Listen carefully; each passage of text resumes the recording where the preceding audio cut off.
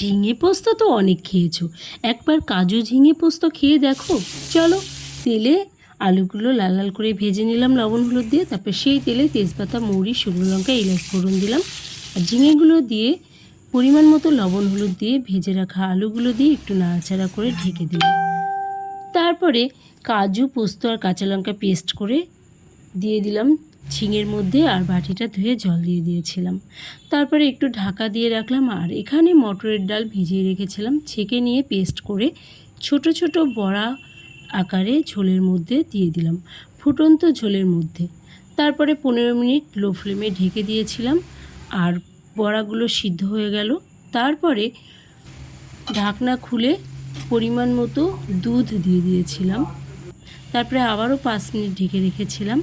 তারপরে বড়াগুলোকে উল্টে দিয়েছিলাম খুলে নিয়ে, আর পরিমাণ মতো সামান্য অল্প দই দিয়ে দিয়েছিলাম। তারপরে 5 মিনিট ফোটার পরে উপর থেকে একটু চিনি দিয়ে দিয়েছিলাম, আর একটু ঘি দিয়েছিলাম। হয়ে গেল রেডি। আর নামানোর পরে একটু কিশমিশ ছড়িয়ে দিয়েছিলাম। এটা ইচ্ছা করলে দিতেও পারো, আর নাও দিতে পারো। তো একেবারে তেল ছাড়া হেলদি খাবার, খুবই পরিমাণে সামান্য তেল লেগেছে, একদম সুস্বাদু খাবার। নিরামিষ দিনে বারবার খেতে ইচ্ছা করবে। তোমরা প্লিজ তাড়াতাড়ি চটপট বানিয়ে খেয়ে নাও। টাটা।